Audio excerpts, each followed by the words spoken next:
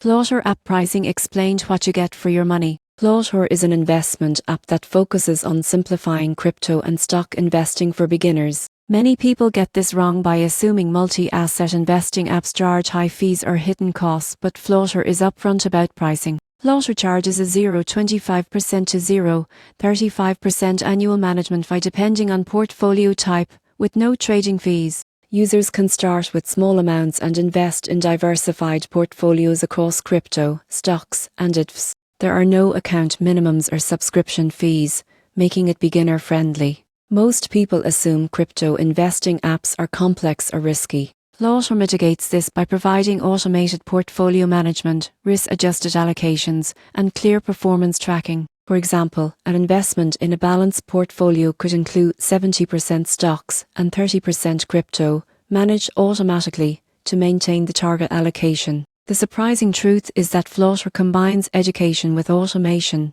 Users receive guidance on portfolio construction and risk management while the app handles rebalancing and allocation adjustments seamlessly. In conclusion, Floatr pricing is transparent, low cost, and designed for accessible multi-asset investing. Understanding the management fees and included services shows how Floatr empowers new investors to diversify and grow wealth with confidence.